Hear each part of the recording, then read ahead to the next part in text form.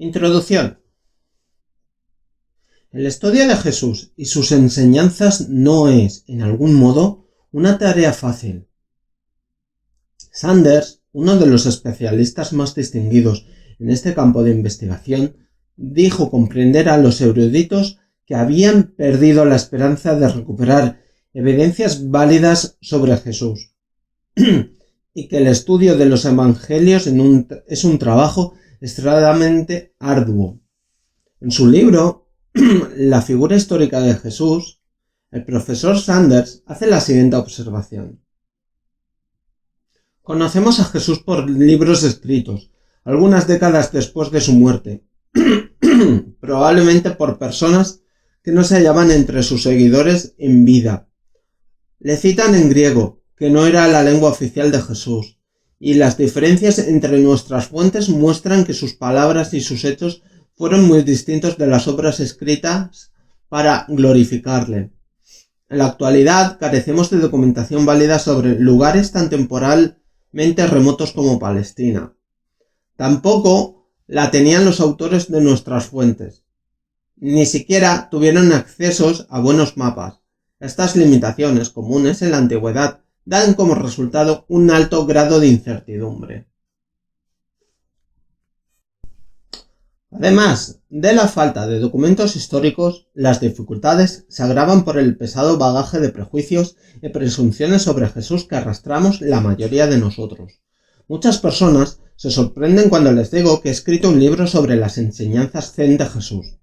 Están tan acostumbradas a los dogmas y mitos que le rodean que al pronunciar su nombre de inmediato imaginan el cordero del sacrificio, la Eucaristía, salvación, milagros y fenómenos sobrenaturales, el apocalipsis, los gozos celestiales y las penas del infierno. Es muy difícil librarse de tales imágenes porque muchos hemos creído con ellas. Lamentablemente, estas imágenes y los enfoques tradicionales de Jesús tienden a oscurecer la profundidad interior y la belleza de sus enseñanzas. Cuando impartía una clase de igual título que este libro en Wainwright House, dije a mis alumnos que se desprendieran de todas sus nociones preconcebidas acerca de Jesús. Teníamos que empezar de nuevo. Wilson, perspicaz historiador, que ha escrito un libro sobre Jesús y otro sobre Pablo, ofrece este consejo. Antes de empezar a intentar responder la cuestión de Jesús histórico, es necesario vaciar la mente y no dar nada por supuesto. El eje de la enseñanza de Jesús era su fe en Dios y su fe en el judaísmo. Este es un consejo excelente. Curiosamente, vaciar la mente y no dar nada por supuesto es entrar en el estado de conciencia zen. El célebre mitólogo Joseph Campbell nos da el mismo consejo. Durante una entrevista, Bill Moyers, del Public Broadcasting Service, comentó a Campbell que muchos cristianos creen que para descubrir quién es Jesús hay que ir más allá de la fe cristiana, más allá de la doctrina cristiana, más allá de la iglesia cristiana. Joseph Campbell replicó: hay que ir más allá de la imagen imaginada de Jesús. Semejante imagen del Dios de uno acaba por convertirse en un obstáculo decisivo, en una barrera definitiva para la persona. Te limitas a tu propia ideología, a tu limitada forma de pensar, y cuando se aproxima una experiencia mayor de Dios, una experiencia superior a la que estás preparado para recibir, huyes de ella aferrándote a la imagen que te has creado en la mente. Esto se conoce como observar la fe. Recientemente hemos presenciado una gran corriente de interés público hacia el Jesús histórico. La gente quiere conocer los descubrimientos de especialistas e investigadores actuales sobre la veracidad o la falsedad de las enseñanzas tradicionales sobre Jesús.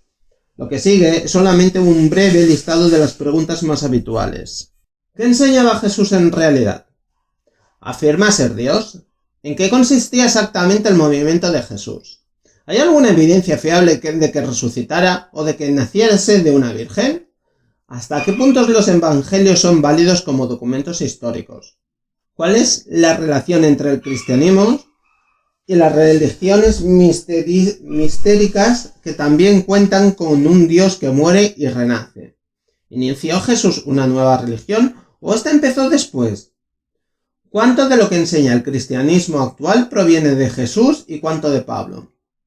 ¿Era Jesús judío? ¿Existió Jesús? ¿Era contrario a los fariseos o era él mismo un fariseo?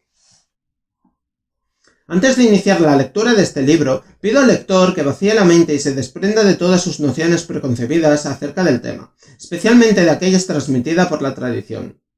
Si existe algún consenso entre los especialistas de este campo, es que las enseñanzas de la Iglesia tradicional sobre Jesús no son una fuente fiable para conocer al Jesús histórico.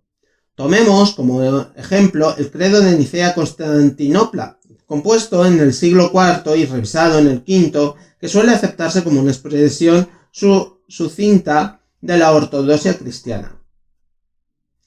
Creo en un solo Dios, Padre Todopoderoso, Creador del cielo y de la tierra, de todo lo visible y lo invisible, y en uno solo Señor Jesucristo, Hijo único de Dios, nacido del Padre antes de todos los tiempos, Dios de Dios, luz de luz, Dios verdadero del Dios verdadero, engendrado no creado, de la misma naturaleza del Padre, por quien todo fue hecho, que por nosotros, los hombres, y por nuestra salvación bajó del cielo, y por obra del Espíritu Santo se encarnó de María la Virgen y se hizo hombre. Por nuestra causa fue crucificado en tiempos de Poncio Pilato, padeció y fue sepultado, y resucitó al tercer día según las Escrituras, y subió al cielo. Está sentado a la derecha del Padre, y de nuevo vendrá con gloria para juzgar a vivos y muertos, y su reino no tendrá fin. Creo en el Espíritu Santo, Señor y dador de vida, que procede del Padre y del Hijo, y que con el Padre y el Hijo recibe una misma adoración y gloria que habló por los profetas.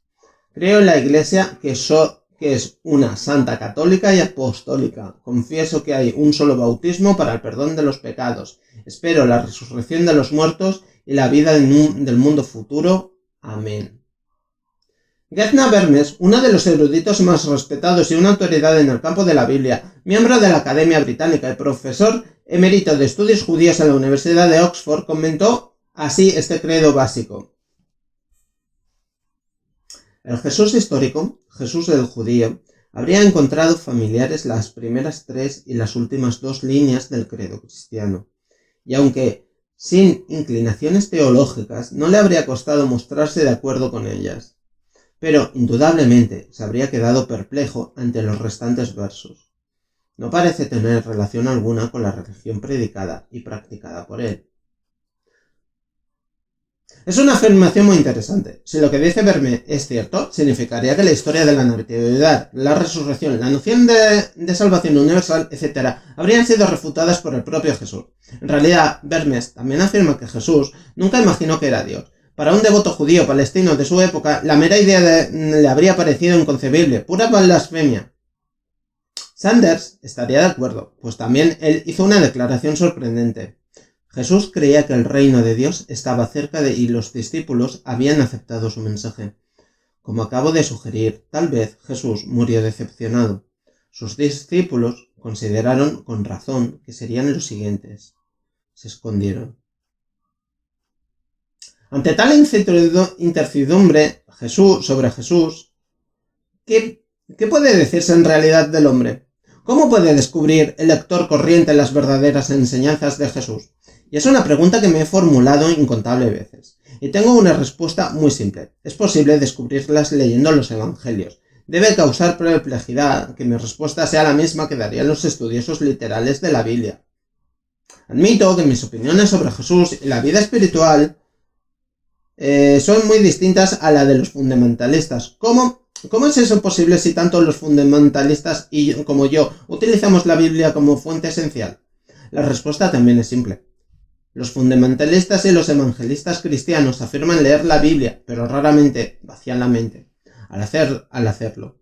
Cuando leen, las doctrinas tradicionales de la Iglesia siguen resonando en el fondo de su conciencia. Por tanto, no leen la Biblia tal como es. La leen como la Iglesia quiere que se lea, así que no es posible llegar al Jesús original. Mi planteamiento es muy distinto. Al leer, intento evitar ideas preconcebidas, y no doy nada por sentado. Una y otra vez leo los evangelios con nuevos ojos, dejando de lado lo que la Iglesia y las autoridades han afirmado de Jesús. Tras desarrollar una clara comprensión del lenguaje, el entorno histórico y el clima cultural y religioso de la época, intento formular un cuadro coherente y consecuente del hombre y de su mensaje. ¿Qué es lo que me impresiona de Jesús? ¿Qué dijo para llegarme al corazón de forma tan profunda y genuina? Redacto la siguiente lista. Es él quien dice que no podemos entrar en el reino de Dios a menos que seamos como niños. Nos pide que observemos los pájaros y las flores silvestres como inspiración para vivir gozosamente. Nos enseña que el reino de Dios no se anuncia con indicios observables, más bien ya se encuentra entre nosotros. Nunca dijo que el reino de Dios estaba reservado exclusivamente a sus seguidores.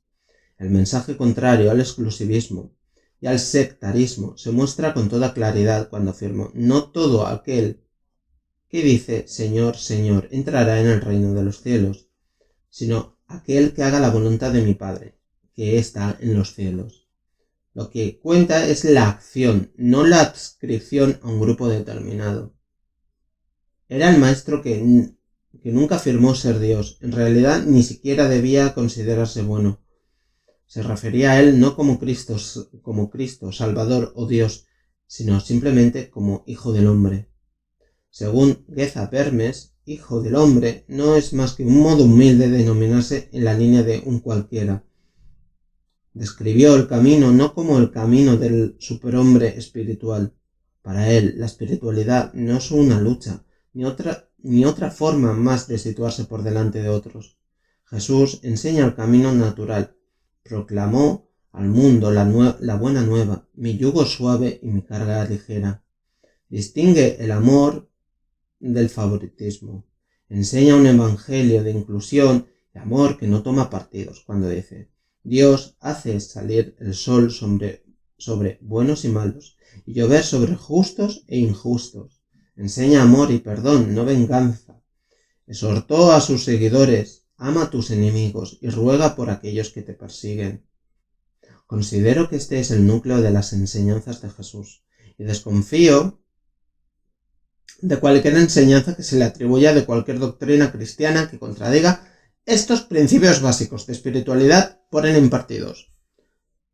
En última instancia, cada uno deberá determinar por sí mismo quién es Jesús, lo que representa para mí es un artista de la vida, y lo que enseña es el bello arte de vivir. Quizás sea una interpretación personal, quizás no. En cualquier caso, pido que se lea lo siguiente con una mente abierta, libre de opiniones previstas. Tal vez el lector también descubra la magia que enseña Jesús, el artista, y que no se vale de lo sobrenatural o de la intervención divina, sino que puede descubrirse si se está atento en lo habitual de la vida cotidiana.